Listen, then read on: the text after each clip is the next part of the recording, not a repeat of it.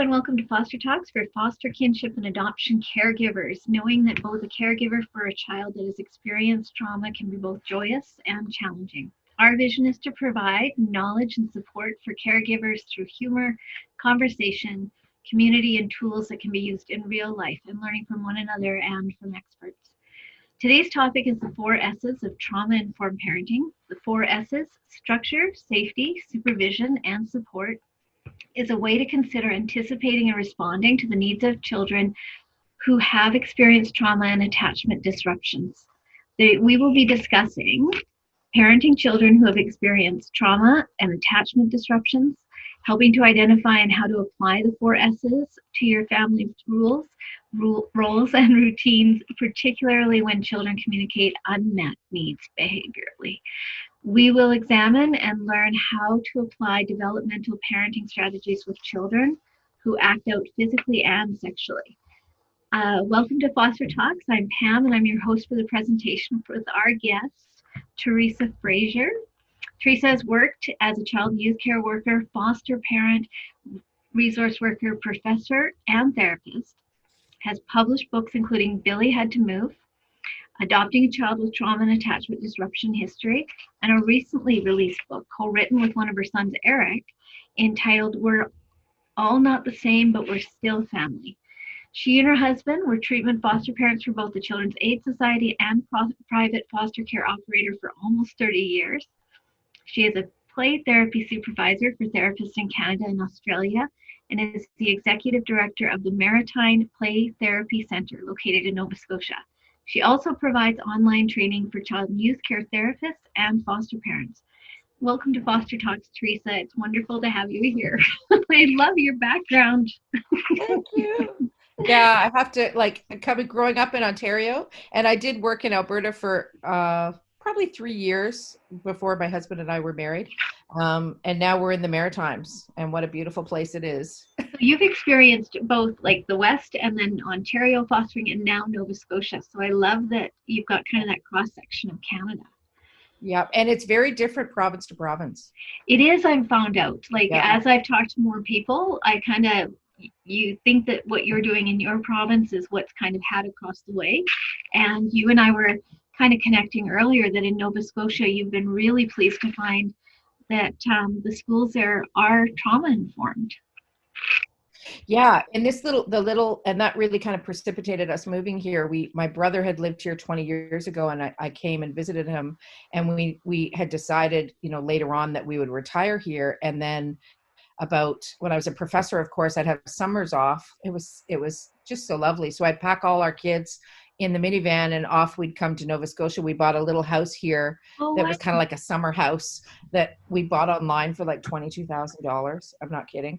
And then, fixed it up, but it was bare bones, but really close to the ocean. So we would come all summer. And then the year prior to moving, we really experienced some challenges, foster parents, particularly with one of our little guys who we subsequently adopted because he came to us when he was 6. He'd had 7 placements before he came to us. 3 of them were adoption breakdowns. So had a lot of attachment disruptions, got lots of letters behind his name for official challenges that he has. And, but we really struggled in the school system, at which we'd experienced time and time again with kiddos that, the schools really didn't see the behavior as unmet needs. And we would really, there would be some kiddos that would just get in the cycle of suspension, which then becomes this cycle of a disconnection and not feeling like they belong. And then the academic legs continue and on and on and on. And this little guy from grade 1 to 3 would literally be suspended 3 days a week, like every single week. And my husband, because we were treatment foster parents in Ontario, one person is a stay-at-home parent. So my husband was a stay-at-home parent. And, and sometimes I think it just happened because they knew there was a stay-at-home parent and they were like, we'll just send him home. So we advocated really strongly to get him in a behavioral class with extra resources, and the same dynamic was happening. And we finally went, we've seen this happen too many other times with other kiddos we've had, and we were like, we need to do something different. And our plan was to move here. And then, I just said to my husband in one day, kind of jokingly, like, I could get a job in Nova Scotia. We could go there. My husband was like, well, what would be like the benefit of that? And I was like, well, if the cost of living is so much less, we could continue with you being at home and doing whatever we need to do to help this kiddo become successful. When we moved here, what was really surprising to find was their schools were trauma focused. So I'm not kidding. So I moved in May because I started my position. My husband was selling our house in Ontario, and and the plan was that everyone was going to come, the rest of the kids would finish the school year and come out then. And of course, this little guy just went off the deep end because he probably saw, as the boxes were happening, that, you're not being honest with me. I've been through this before. I'm not joining you. So their his narrative was starting with, here we go again. Yeah, here we go again. And it wasn't anything we said, which is really important for viewers to remember. It's all those environmental cues that we just take for granted but get misinterpreted. So they're looking at from a trauma experience brain. Yeah, their template is, I'm being rejected again and I'm going to be moving again, and they're lying to me. Because of course, which has you've probably seen as I have, very sadly, that sometimes there isn't transparency with kiddos talking about, you're going to be moving. It's more like, I've worked with, as a therapist, way too many kids that, a worker is showing up at the door with all their stuff in the trunk and off they're going to another place. And no ritual, processing. no nothing. And it's just kind of, and it's thought, again, I would agree with you. It's like a myth, because it's sort of like, well, we'll just make it easier because it'll just be done. And it's sort of like, no, that's just we've just made an additional trauma, because we confirmed that we've already done a trauma by apprehension, because apprehension is a trauma. Yep. And then we do it in disruptions or breakdowns and compoundment, that piece, let alone at what a child's experienced. Absolutely. And those were the templates that he'd already has in his brain. So by about the end of May, my husband said, I don't know what to do. Like, I want to pull him out of school. And I was like, he's not really learning anything at this point anyway. He'd probably be better to be spending more time with you, because of course he was showing in the school environment that he was feeling dysregulated and unsafe. So we felt that, I won't say the agency that we adopted from, because they were so great breaking rules, but I said to them, we need to do something different. Like, can we just get him out here earlier? And they're like, well, we're really not even supposed to finalize an adoption from one province to another. And I said, he's fallen apart. Like, he needs to be here. And they were like, okay. So the worker flew him out, bless her. And then I went to the school and said, okay, you knew he was coming in September, because I'd done that pre-work. He's coming in September. He's now going to be here earlier because he's just not doing well. Do you want to lay eyes on him? Do you want to observe him? Like, we want to set you and him up for success. And the principal was like, okay. So I brought him to the school, and the principal said, so what do you want? And I was like, as a foster parent, you don't hear from schools, what do you want? You usually feel like you have to fight. He was like, what do you want for your child? And I was like, wow. And I said, I want what you want. So if you think your system can support him now, great. If you think it's going to be September, that's fine too. But be prepared. He is coming.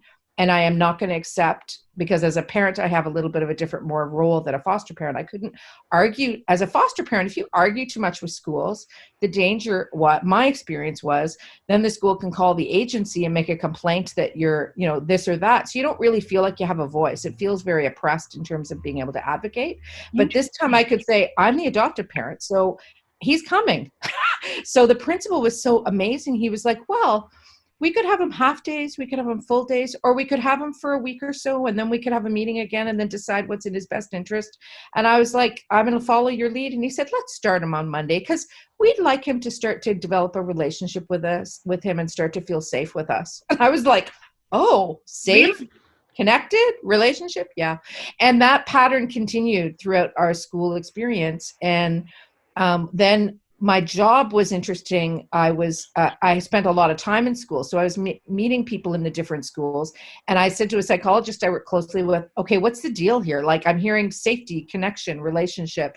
I'm hearing decisions made about, well, let's set them up for success. So we'll do this instead of that. And she said, what do you mean? And I said, okay, this is different than what I'm used to. Usually I have to do a lot of advocating to make this happen. And she said, oh, we had this psychologist, and I got to give her credit. Her name's Kirsten McLeod, and she's now in Guelph, Ontario. Okay. But she was working out of the Children's Hospital here and then had a private practice. And she did supervision with all the psychologists and spec ed people in the school board. So it's filtered out. So I had a conversation with her about a year after to say, once we also got an assessment done on our little guy, and I had said to the agency, I'd like to like review this assessment with you. And she said, well, do you want to talk to our new trauma person? Because I was the old trauma person for the agency as well. I had a dual role.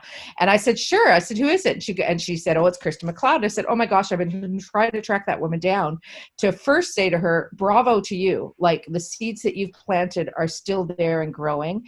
And the environments that the kids are learning in are trauma focused in the school board that we're in.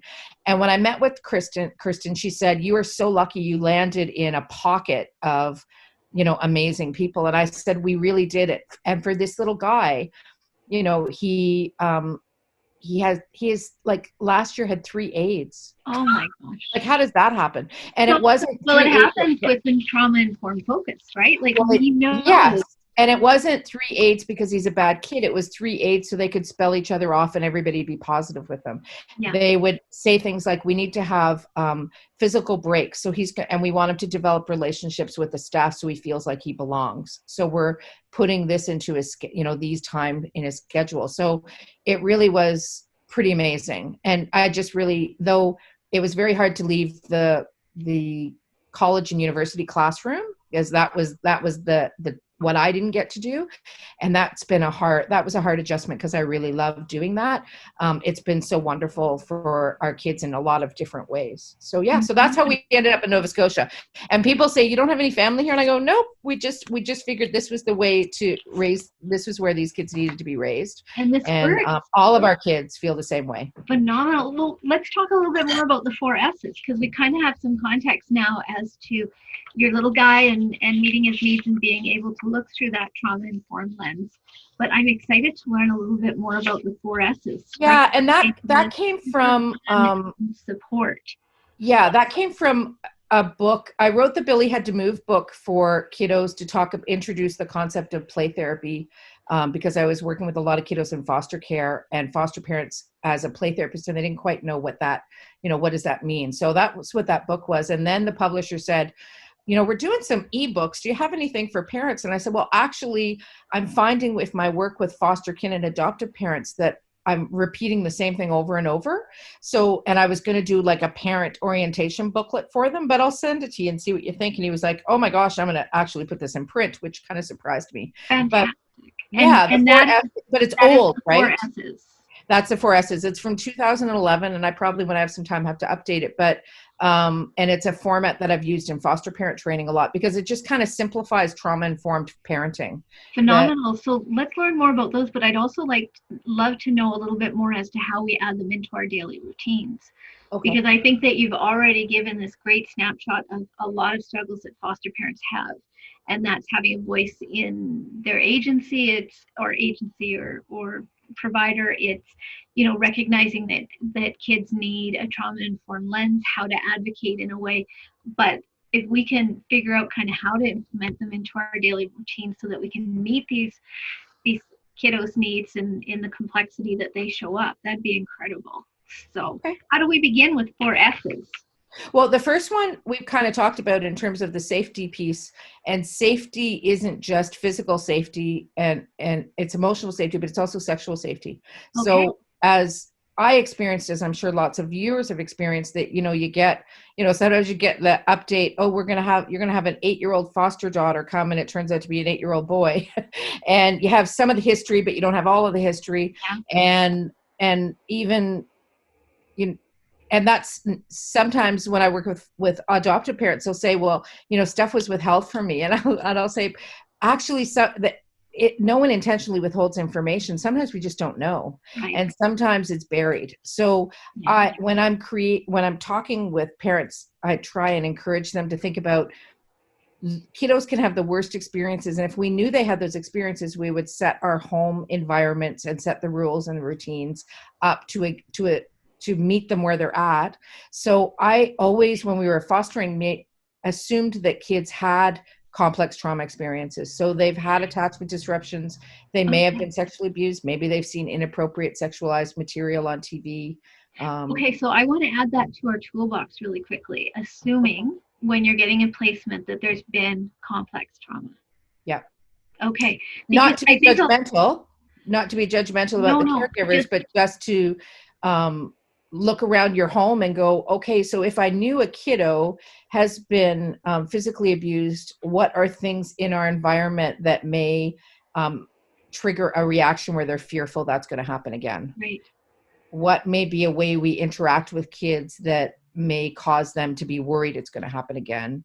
What may be routines that we have in place that don't create safety or reinforce this isn't a place where people are going to be hurt, physically hit or threatened to be hit. So could that look like something like sometimes we'll, in kind of some of the experiences I've had, it would be that somebody calling up saying, "Hey, dinner's ready," and their tone's a little bit louder because they're calling up the stairs, and a child that has had a trauma is sort of like, okay, suddenly you're mad at me, something's going to hurt me, just because they pick up that louder voice, not necessarily the content. So is that kind of what you're talking about? Exactly. Okay. And then the caveat to that being, because we're not perfect parents, I don't know about you, but I've raised my voice to my kiddos sometimes.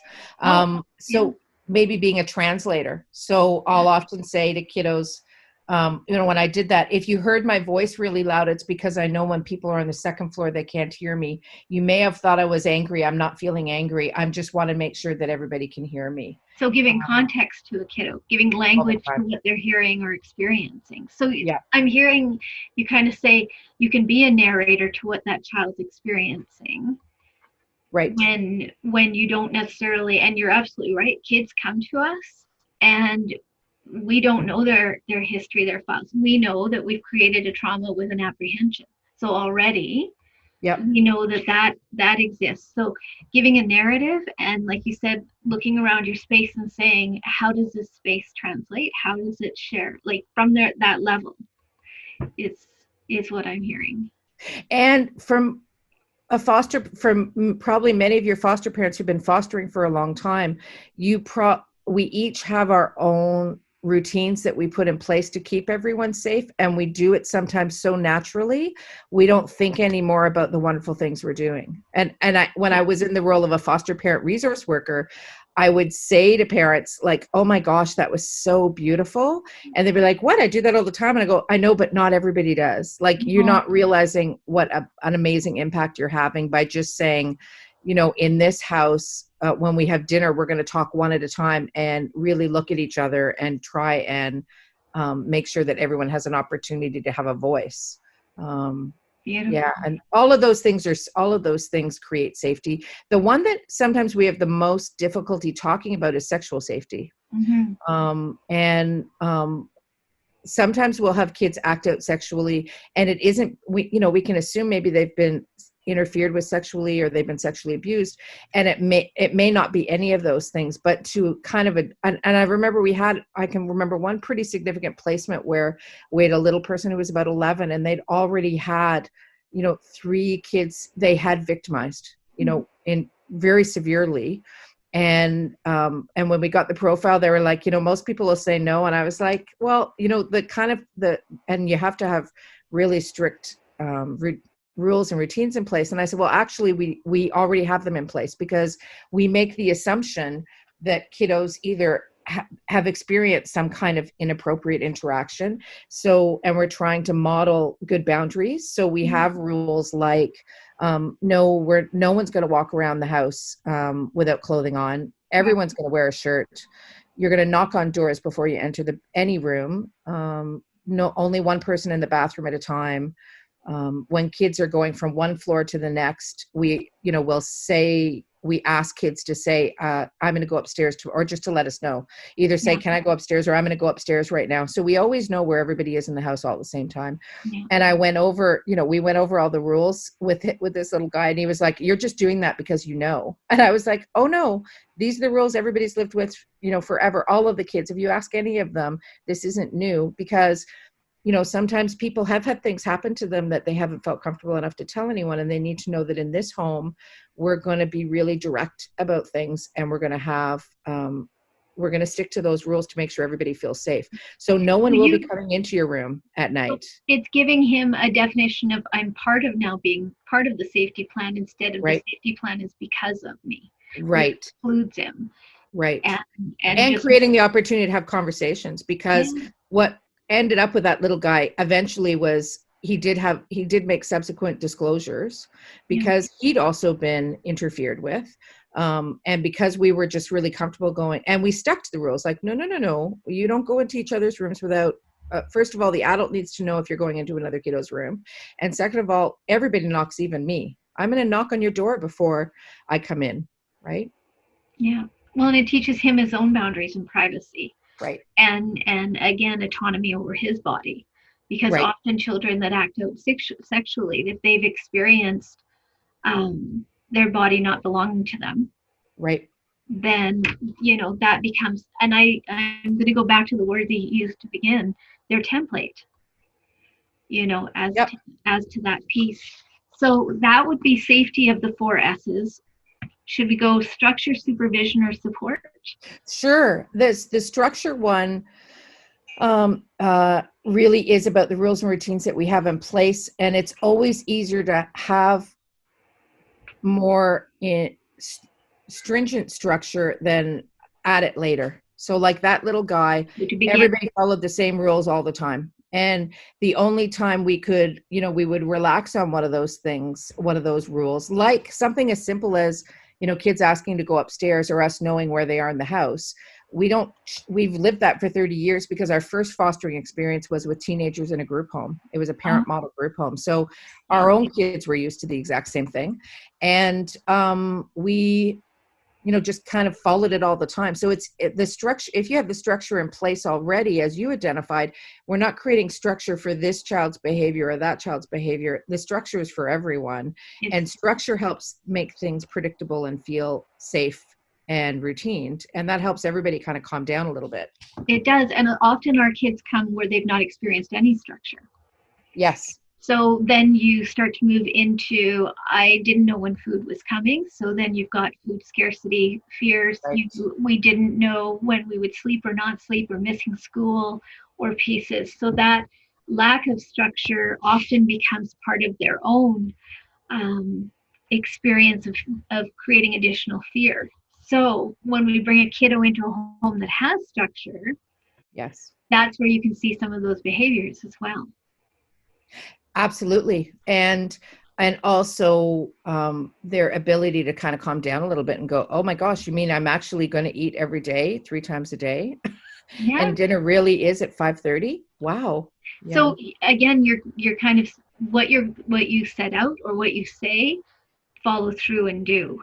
Because for a kiddo, like if dinner's at 5:30 and suddenly everything's late and it's going to be 5:40, that can create a lot of anxiety for a kid. Yeah. And then that's where that translating comes in again, to be able to say, because the reality is in family life, sometimes things have to switch a little bit. Maybe you're on vacation. Yeah. It's a Saturday. Maybe the routine's a little bit different on a Saturday. In our house, it was always, Friday night was, you could bring your friends over as long as you just let us know the numbers. And it was pizza night. Right. That was Friday night. And dinner would start a little bit later and go a little bit later. And the routines were a little different. So that translating really helps, because there's often in our homes unspoken rules and routines that the family just knows about. But a new child, and something else I wrote, I talk about families being their own country. So, there's a king and a queen. Well, it's kind of like there's a king and a queen, and there's a sheriff, and there's your own currency to get, for rules and routines, right? Like some of the kiddos we have in foster care, their currency was they had to engage in sexual behavior to get this or that. So we can't assume that every family is the same as how our family operates. So it's really important to also then translate when routines change, to say, because it's Friday night, we're going to have dinner at 6. And every Friday night, it'll be a little bit later than it is on school nights. Or because it's March break, we're going to do this or that. Summertime here, even though it was COVID, because our little guy struggled academically because of all the absences, we we followed the school routine, but we broke it up. So, and it was really kind of cool because by the end of the official school year, we were like, okay, this is your work for the day. How do you want to structure your day? What do you want to do when, and when do you want to take a break? Because you can't do it all at the same time. And then in the summertime, we continued with an hour of work every day, Monday to Friday, so that when September comes, whether it's face-to-face school or online school, it's added some structure to his day, but it's also provided him with lots of successes around, like we were really concerned, to be honest, that there may be some FASD that was undiagnosed. And we've noticed in the summer that, gosh, no, he is learning his spelling words. There's information going from short-term memory to long-term memory, which is a struggle for kids if they have a brain injury. But being consistent with the routine every day really helped him feel comfortable. So Well, when routines change, he's not feeling in that unsafe place where right, he's completely kind of unsure as to what's happening, because once he gets that safety and that structure, you've changed his template yeah, by giving him new language yeah, and being able to say, okay, this is what it's going to look like, and it shows up that way. yeah, So and his central nervous exactly. system is no longer kind of completely activated. This is And that amazing. all goes to heck when a worker shows up unannounced and says, "Oh, we need to do a meeting because I haven't met with them in 30 days." Yeah, but the longer you have those, I think the longer you follow the 4 S's, we would start to become advocates to say, I know it's really important for you to have a privacy meeting with the child, but doing it in their bedroom doesn't fit with our sexual safety rules in this house. And new workers would be like, what do you What? mean? And I'd be like, you can have a privacy visit with them in the kitchen, and we'll go outside, or we're going to go in the living room, or we'll go to our bedrooms. But, bedrooms are safe places where people don't go in unless, the child is comfortable with that. And, and sometimes you have other professionals go, but I'm safe. And I go, well, you think you're safe, but the child may not know you're And they safe. don't know So, you, and they right? don't know you, and they don't have a Yeah. relationship with you. And just because you have a badge saying you're a child protection worker or a teacher or whoever, I had another teacher one time, and because I think we have to be team members. We have to communicate with each other. And we had a little guy who had witnessed his dad being murdered by a tall white man. And this teacher, I'm not kidding, didn't disclose to us because there was some union stuff and work to rule stuff. So they weren't supposed to be talking with parents. And this little guy was in school and hiding in the back of the classroom for 2 weeks in a closet, and no one told us. I was so frustrated and angry and sad that was not only his experience, but the teacher's experience and the experience of his peers. Yeah. And I said to the teacher, like, if you called, we could have come up with, I come sit with him in the closet in the morning, or, we could have brainstormed ways, because that had to be hard for you too.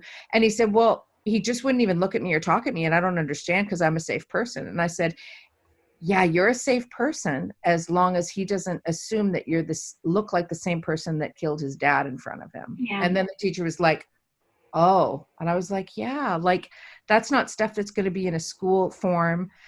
It's, we did talk about concerns at a meeting, but that person wasn't there.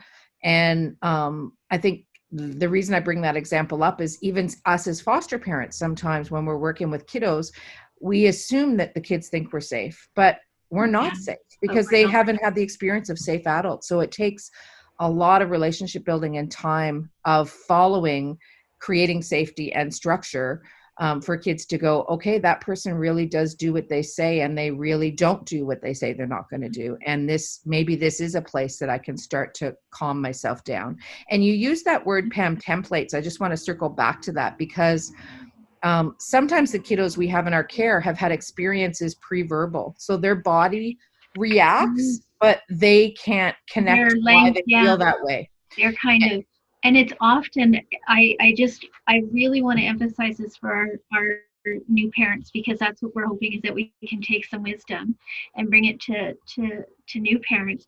And so, and we'll come back to that template, but I just want to really underline what you had said, because often our kiddos have been harmed or hurt by those that were supposed to be safe, or in the role of authority, right? Whether that was, a parent or or a family member or a stranger, they may have had a piece of authority. So just because, again, you're in that role of caseworker, teacher, parent, foster parent, again, I love that you're bringing out that you can't make that assumption that they see you as safe simply because you know that you are.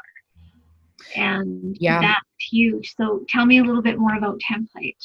Well, the template is a Bruce Perry. If like you can read anything that Dr. Bruce Perry in the States has written, and it's just every time I read him, I just go, oh my gosh, like you've contributed so much to the helping community. I mean, he really talks about how our brain is user creates templates based on experience and use. So if you practice your multiplication tables over and over and over again, you start to have a template for, 2 times 2 is 4. If your experience with safe adults is they hurt you, then the template is don't trust anybody ever. And it's an unconscious template. It's a file way back there in the brain that will get accessed when the child has a physiological reaction or a feeling to something. I've got a great example, which is really heartbreaking. So get ready, parents, as you're listening. I was sitting in my van outside on a Saturday morning at 6 a.m. Oh my gosh, to take one of our little kiddos to hockey. And he came from a family of 9. They all had FASD. He had lived with us for 2 years, and he came out the front door, and I'm sitting in the van, and I'm smiling at him because he had, he was all ready to go and we were on time. And he stopped cold and had a look of fear from head to toe. And you see it when you see the deer in headlights kind of look. And he got in the car and I was like, wow, what happened there, buddy? And he said, I had to stop myself and remind myself that it's okay. And I said, which is, he's fighting the template. And I said, what do you mean by that? He said, because I walked out and you were smiling at me. And I have to remind myself that you smile a lot. And I said, and what's wrong with smiling? And he said, my dad used to smile at me before he beat me. So every time you smile at me, I think something bad's coming. And I have to remind myself that that's not going to happen anymore. And I was like, even now, as I say it, I go, ooh, wow, can you imagine if the everyday thing in your environment is actually the thing that causes you to go into fight, flight, freeze in your physiological system? And that's what I'm talking about in terms of templates. Sometimes it's so unconscious, your body is sending a message. So I'll often use the word with kiddos and my own kiddos, your brain is tricking you. We have to remember when that happens, your brain is tricking you because it's going back to the old file and we've made new files. So we have to really practice the new files so that it erases that old file. And in terms of the reaction. And for him, he was able to put that out there. I used to be afraid of that. Yeah. And that's an example of a template. I think that's an amazing example because for us, a smile is something that's welcoming, that we move towards, that we commonly do to show. And for a child to say, that was my indicator that harm was coming. Again, for our newer parents, it's understanding that what we see as safe doesn't mean that that child sees it safe at all Absolutely. that way. So tell me a little bit more. We've talked about safety and being aware of that building those routines, those boundaries, those rules. We've talked about structure and ensuring there's some stability to that room, that routine, that there's ability to be able to put language to it and have that narrative begin to be shifted. We've talked about the template, and that child's template is one that you have to be curious about and not make assumptions of you being safe or what you do is perceived as safe. Let's talk a little bit about supervision and support. Sure. So the supervision piece is really about parenting developmentally versus chronologically. Okay. So again, if kiddos have had experiences that are traumatic, or they've experienced lots of attachment disruptions, they sometimes get stuck developmentally in different facets of their development. So and that's usually a cue for me, even if I don't, as a therapist, if I don't have a trauma history. I used to do a parenting group called Loving Our Attachment Challenge, children for kin, foster, and adoptive parents. And I would get them first to do a list of, what are all the traumatic experiences that you're aware of? And we would put that on one piece of paper. And then the following week we'd come back and I would talk about, what are the developmental experiences that we expect kids to have emotionally, physically, cognitively, and go from a little person all the way to a big person. And then I would get them to plot their kiddo on kind of that graph. And what would happen, which often happens with kids with complex trauma, is that, they would be at age maybe, physically, and then, but emotionally, maybe 3 or 4, and cognitively, maybe at a different rate. So they were never, and I mean, as we know, any child isn't going to be exactly on par developmentally in all areas, but these were really extreme disparity around, you could say, you're challenged, a child's challenged to do math that's hard, and they get into, they have a temper tantrum, or they're in a puddle of tears like a 3-year-old might be. And then I would say, okay, now let's compare that, where they're functioning at developmentally, with what their trauma history is that, and let's look at that a little bit more closely. And always what would happen, there'd be ahas all around the room, because they would be like, oh my gosh, emotionally, she's at 3, and 3 was when we know this and this happened, or they're at this developmental phase and this happened. And it'd be like, it was such a great exercise that took 3 weeks, but it was a great exercise because it underscored that kids will, if your body and brain is always worried about a bad thing happening, then the things that we're supposed to be doing don't get done, because we're stuck in self-protection mode. And then another example I use is if you can, which is a harsh example, but if you can imagine, working in an office building, and maybe you were sexually assaulted in a hallway going to your car, but they don't know who sexually assaulted you, but you still have to use that same hallway every day when you go to work, and you have to use the same hallway when you leave work. What's your functioning ability going to be when you're at work, when that bad thing happened and it could happen again? Yeah. Your productivity is going to go down. And it's the same thing for kiddos. Their brain is constantly creating templates and wiring all the time. And if they're in fight, flight, freeze, if they're worried bad things are going to happen, and then all the physiological things that go along with that, like stress hormones, are filling their brain, they're not able to attend to the things they need to attend to. So they're going to be at different rates of development all the time. So chronological age versus developmental age. Right. So you may have a 11-year-old in front of you that you're kind of going, well, yeah, all 11-year-olds can do this. And that's actually and there was a couple of foster parents I worked with when I was a foster parent support worker, and they constantly would say, well, it's not developmentally appropriate. We have to be, age appropriate. I was like, age appropriate, they missed 3. Like, so we need to go back to 3 and do, not in a punitive way, not a behavioral way, but provide what are the experiences a 3-year-old needs to have healthy relationships with people around them. And that's how we have to be thinking. And let's challenge that, because I think that's really important. There was a lot of pieces around trainings, education, knowledge on that myth of age appropriate.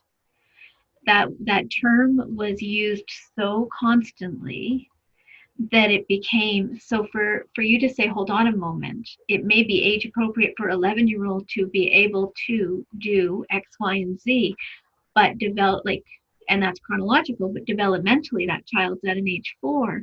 So expecting that child to do that, you suddenly set that child up for failure based on your expectations. And you're going to be feeling really frustrated and inept, feeling like, what am I doing wrong? And it's just that we have to almost grow them up emotionally. So going back to go forward. Yeah, with not infantilizing them either. So, and that's a hard walk to make, right? Like, I can imagine, I have an example when I ran our first fostering experience. We ran a group home for 5 years. And I remember I had this teenage boy who was 14, and he was 6 foot something and really aggressive with caregivers, and everybody was afraid of him. And at one point he was mad that he couldn't do something. And I was sitting on a chair, and he's standing over me and hovering. And I said, come here for a second. And he said, what? And I said, and we were in an open space with doors open. So I would never do this in a private space, but I put my arm on his shoulder, and I said, I just want you to sit here for a second. And I put him on my lap and put my arm around him and said, how old do you feel right now? And he said, what do you mean? And I said, how old do you feel right now? And he said, I feel really little. And I said, it seems like you feel really frustrated that I'm not listening to you and you're not being heard. And he goes, I am. And I said, okay, so let's just both take a breath. And I want you to know, I really want to hear how you're feeling. And then he, talked, and then he got up and he was like, I don't want anybody knowing I did that. And maybe we wouldn't, you wouldn't do that for all sorts of reasons. But I think it's an example of, sometimes we have to ask ourselves, especially when they're in the moment of conflict or acting out, look at the child and try to ask yourself, how old is this child functioning at in this moment?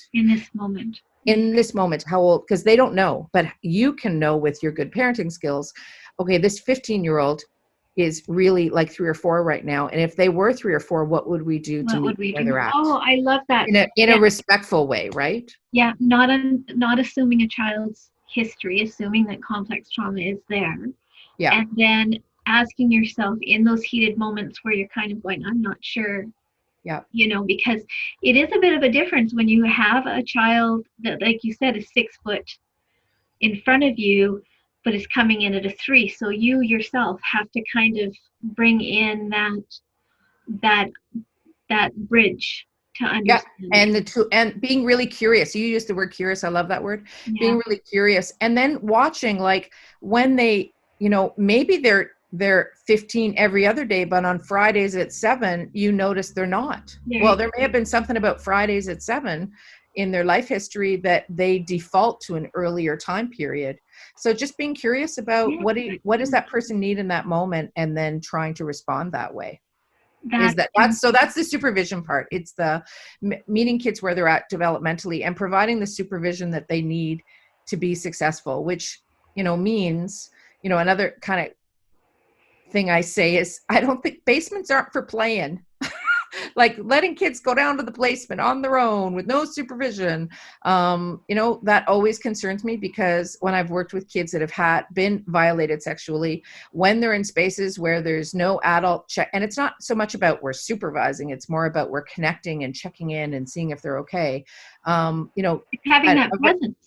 A presence, yeah. So a regular 11-year-old may be able to be on their own in a place, and then another child may, the longer they're away from adults, or the more they're in a situation where they don't know what to do, they're going to maybe be aggressive or say mean things or get into conflict. So, trying to provide support, from a distance, provide supervision, and being aware that they may not be always functioning at the same developmental age, depending on what's happening around them. Right.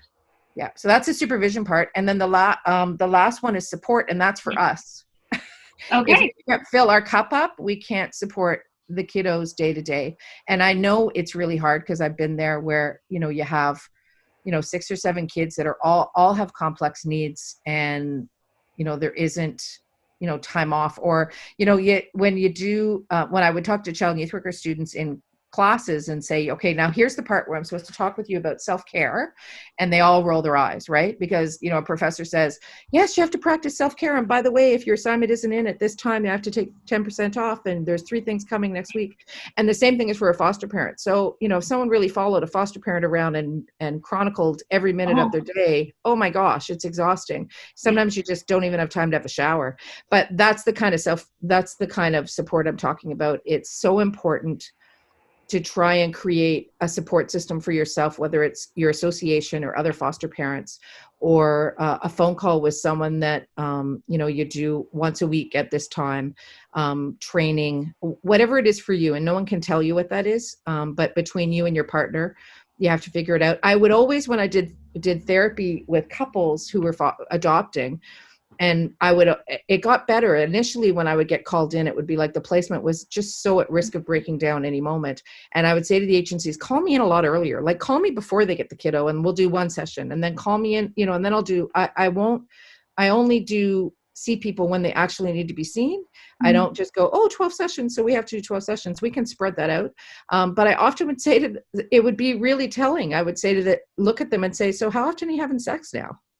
And you would get the nonverbal, and I would like, that's a real indicator relationally, how much time, not only that you have together, and it isn't a judgment about how much time you're making a commitment towards each other, but it really speaks to the exhaustion. Yeah. When you're so tired that you're just so happy to go to bed and fall asleep, and there's nothing that you're letting go, the things that used to be meaningful for both of you.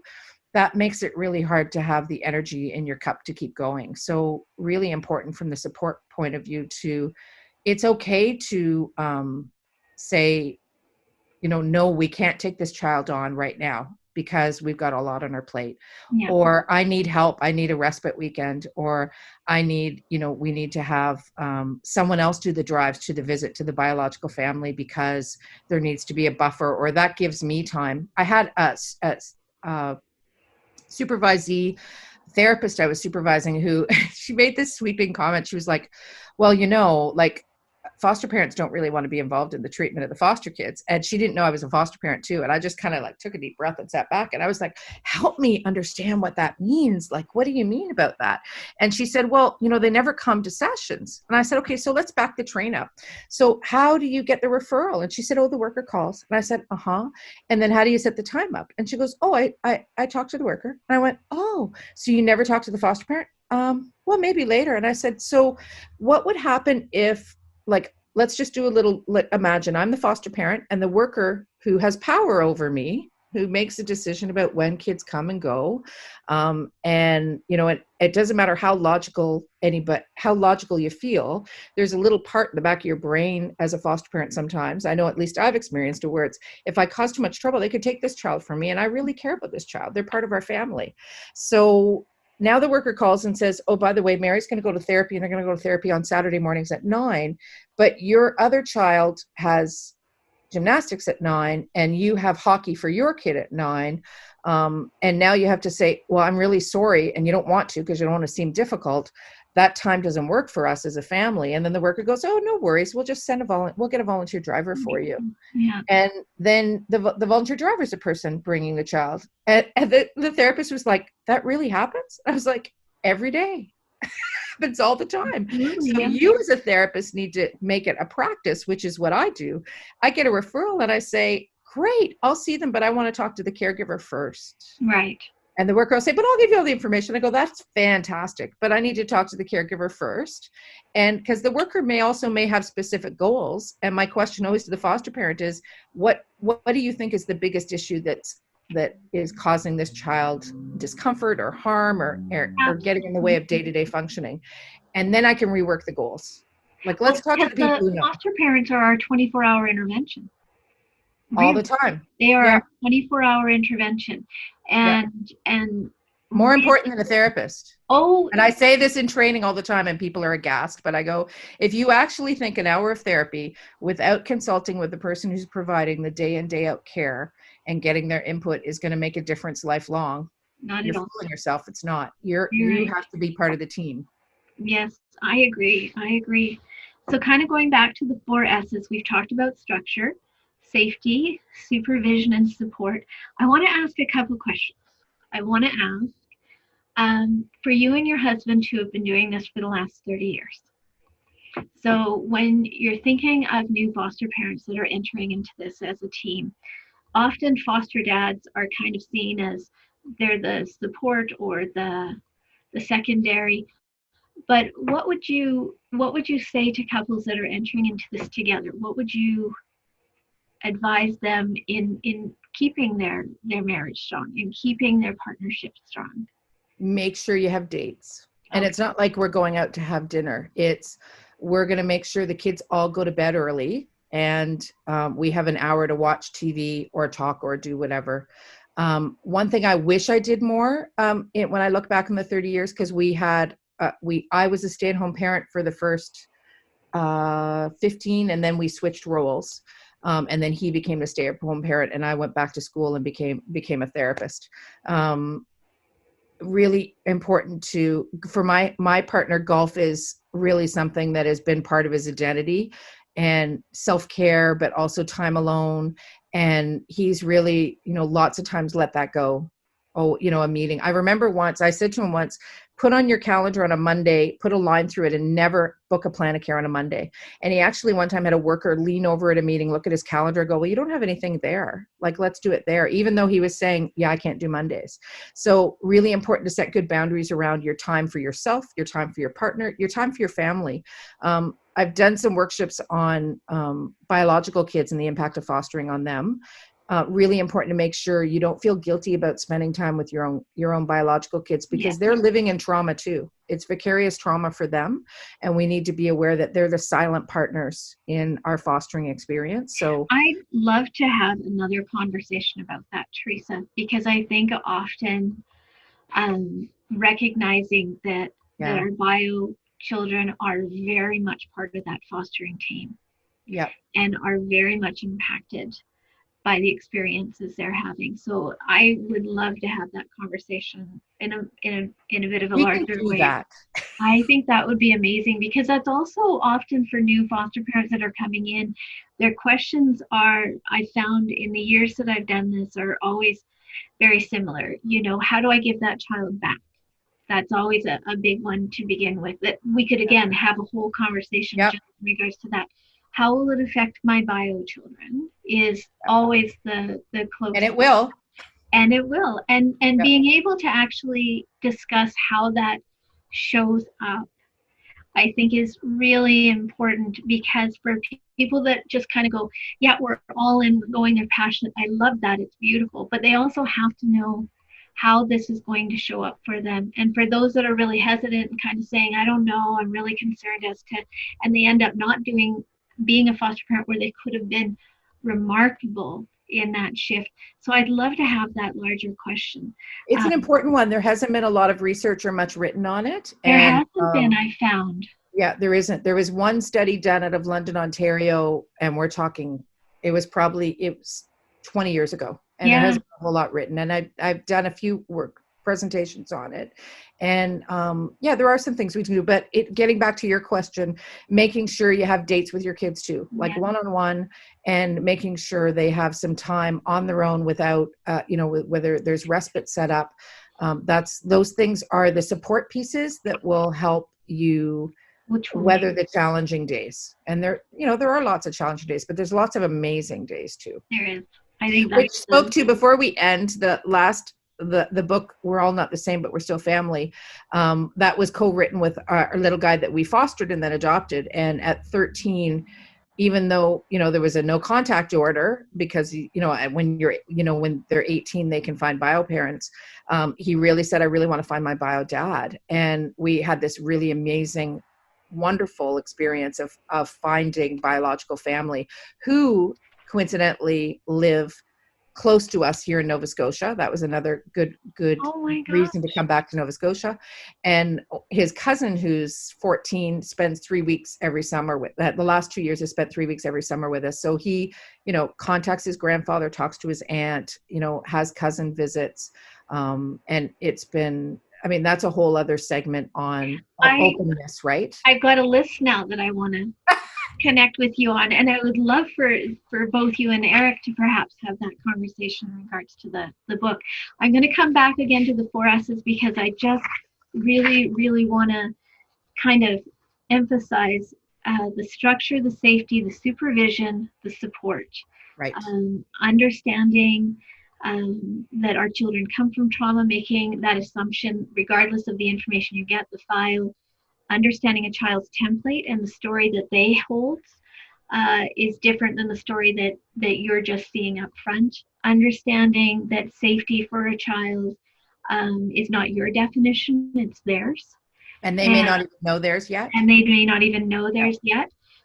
Parenting from a chronological, a developmental, understanding the difference between a chronological age and a developmental age. And then again, being very, having support as a priority of a foster parent. And I love that you gave us that definition of support because we often attach that word to children. What are the supports that we have for our kiddos? But as to support for our foster parents, that's where in that fostering journey is imperative because, you know, having the longevity and being able to do what you love, but having the support and the connection with your partner and your community and the supports is huge. So if we were having this conversation with a brand new foster parent and you were to look back, what do you wish you would have shared with them or you would have known? That's what I would love to know. What do you wish that you would have known when you were just beginning this journey? Well, my husband has this I just love him to pieces when he would say this. He would say, and we only developed confidence in saying it. He would say, if it doesn't work for all of us, it's not going to work for this child. So it's okay to set boundaries and say, no, we can't do this visit on Friday at 5, or, no, we are going to go away as a family this weekend. So we need to figure out an alternative arrangement for, access or therapy or whatever, because the reason kids do well in foster care instead of institutions is that it's family-based care. So we need to honor every family is like their own country and has their own culture and structure and routines. And if we can honor that, then the child's going to benefit from it as well as us from the relationship. Thank you so much, Theresa, for sharing your time and support for our caregivers, for supporting Foster Talks. Our whole goal is, again, having these conversations in a way that allow a learning, that create a community, because I think it can be very isolating to be a foster parent, or when you're first starting out and you haven't built out that community. We will have all of your information on fostertalks.com, as well as the brilliant books that you have written. But I really would enjoy to continue this conversation, because I have to tell you that I could grab a coffee right now and just continue for hours. Oh, that's so nice. It's really lovely to chat with you. I agree. It would be amazing to hear a little bit more about, I would love to have a conversation in regards to bio kids. And then I think for a piece of us, I was looking at it and, talking a little bit more about developmental parenting, but your knowledge and the way that you translate it makes it so livable. And that was kind of our goal for foster parents, is that they're kind of going away saying, okay, so I'm not just in this by myself, and here's a tool that I can use, and here's how I can show up for the kids that I'm providing care for. And I really do feel that together we've accomplished that today. So thank you so much. Thank you. It was lovely to be here. And I hope everybody, when they walk away, remember that the moments that we share in our mission and as foster parents changes lives. We do it in little moments, just moments. So, I agree. Thank you so much. It kind of keeps us hanging out for 30 years, doesn't it? Yep. I'm with you. Okay. Thank you so much for today.